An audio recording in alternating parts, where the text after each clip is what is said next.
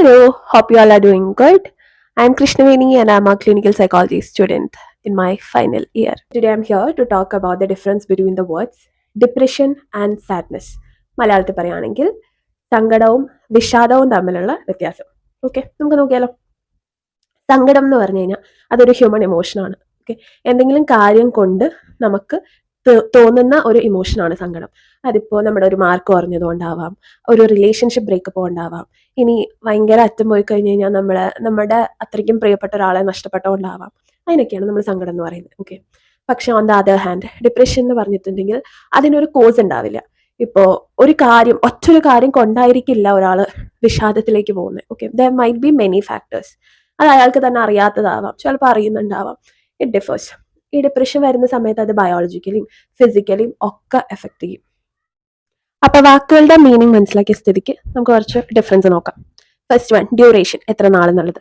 സങ്കടമാണെങ്കിൽ കുറച്ച് മണിക്കൂറുകളോ അല്ലെങ്കിൽ കുറച്ച് ദിവസങ്ങളോ. ഓക്കെ, ഡിപ്രഷൻ ആണെങ്കിലോ 2 വീക്ക് അറ്റ്ലീസ്റ്റ്. ഓക്കെ, തുടർച്ചയായി 2 വീക്ക് അറ്റ്ലീസ്റ്റ്. ഈ 2 വീക്കിന്റെ ഉള്ളിൽ മിക്ക ദിവസവും യു ഫീൽ ദ ഗ്രേ ആയിട്ടുള്ള ഒരു ഫീലിംഗ്. ഓക്കെ, എം ടി ആയിട്ടുള്ള ഒരു ഫീലിംഗ് വരുന്നു. Okay, that's the duration. പിന്നെ ട്രിഗർ, എന്താണ് ഇതിനെ ട്രിഗർ ചെയ്യാന്നുള്ളത്.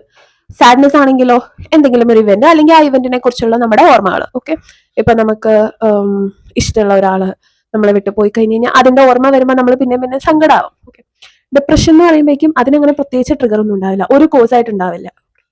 നെക്സ്റ്റ്, നമ്മുടെ ഇൻട്രസ്റ്റുകൾ.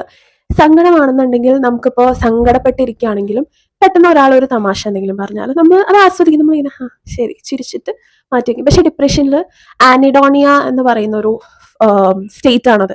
ആ ഒരു സ്റ്റേറ്റ് എന്ന് പറയുമ്പോൾ നമുക്ക് ആ ഒരു ടൈമിൽ ഒന്നും തന്നെ എൻജോയ് ചെയ്യാൻ പറ്റില്ല, ഒന്നിനും വയ്യ, ഒന്നും ചെയ്യാൻ വയ്യ എന്നുള്ളൊരു സ്റ്റേറ്റ് ആണ് ആനിഡോണിയ ഡിപ്രഷനിൽ വരുന്നത്. ഓക്കെ, പിന്നെ ഉള്ളത് ഫിസിക്കലി നോക്കുകയാണെന്നുണ്ടെങ്കിൽ നമ്മുടെ സാഡ്നെസ്സിൽ നമുക്ക് ചിലപ്പോൾ കുറച്ച് ടയേർഡായിട്ട് ചിലപ്പോൾ കരഞ്ഞൊക്കെ കഴിയുകയാണെങ്കിൽ ഒക്കെ കുറച്ച് ടയേർഡൊക്കെ ആയിട്ട് തോന്നും. അതല്ലാണ്ട് കൂടുതൽ ചേഞ്ചസ് വരാനായിട്ടില്ല. പക്ഷെ ഡിപ്രഷനിൽ നോക്കുകയാണെങ്കിൽ വെയിറ്റ് ഗെയിനോ വെയിറ്റ് ലോസോ ഒക്കെ ഉണ്ടാവും. അപ്പോൾ ഡയറ്റ് എടുക്കാതെ തന്നെ വെയിറ്റ് കുറയുക, അല്ലെന്നുണ്ടെങ്കിൽ അധികം കഴിക്കാതെ തന്നെ വെയിറ്റ് കൂടുക, അതൊക്കെ ഉണ്ട്. അതുപോലെ തന്നെ ഫുൾ ടൈം ടയേർഡും സ്ലീപ്പും അങ്ങനത്തെ ഒരു ഫിസിക്കൽ ഇതായിരിക്കും ഡിപ്രഷനിൽ. ഓക്കെ, അപ്പോൾ ഈ 4 കാര്യങ്ങൾ മനസ്സിലായില്ലേ? ഡിപ്രഷനും സാഡ്നെസ്സും. ഇനി ഇത് രണ്ടും ഒരുമിച്ച് ഉപയോഗിക്കരുത്. ഇനി നമുക്ക് പെട്ടെന്ന് ഒരു എക്സാമ്പിളും കൂടെ പറഞ്ഞാലോ. ഇതെങ്ങനെയാ ഒരു റിയൽ ലൈഫ് പോലെയുള്ളത്. നമുക്ക് 2 ആൾക്കാരെ എടുക്കാം. പേഴ്സൺ എ, അയാൾക്ക് ഇതുപോലെ തന്നെ ഒരു ലോസ് ഉണ്ടായി. അയാളുടെ പ്രിയപ്പെട്ട ഒരു പെറ്റ്, ഒരു പട്ടിക്കുട്ടി ചത്തുപോയി. അപ്പൊ ആ ഒരു ലൂസിൽ ഭയങ്കര സങ്കടമാണ്. നമുക്കറിയാലേ, പെറ്റ് ലവേഴ്സിനൊക്കെ അറിയാം എത്ര ബുദ്ധിമുട്ടാണ് നമ്മൾ കൂടെ കൊണ്ടു നടക്കണ ഒരു പട്ടിയോ പൂച്ചയോ എന്തായാലും നമ്മളെ വിട്ട് പോകുമ്പോൾ എന്നുള്ളൊരു അതിൻ്റെ ഒരു ഫീലിംഗ്. സോ അങ്ങനെ ഭയങ്കര ഒരു പെറ്റ് ലവർ ആയിരുന്നു. അയാളുടെ ഡോഗ് പട്ടി മരിച്ചുപോയി. അപ്പൊ ആ ഒരു ഫീലിങ്ങിൽ അയാൾ കരഞ്ഞു, കുറേ നേരം ഇരുന്ന് കരഞ്ഞു. 2 ദിവസം അയാൾക്ക് അത് ഓർക്കുമ്പോൾ കരച്ചിൽ വരികയായിരുന്നു. പക്ഷെ അത് കഴിഞ്ഞാൽ അയാളുടെ ഒരു ഫ്രണ്ട് ഇതുപോലെ തന്നെ പുള്ളീനെ ഒന്ന് മൂവിക്ക് വിളിച്ചു.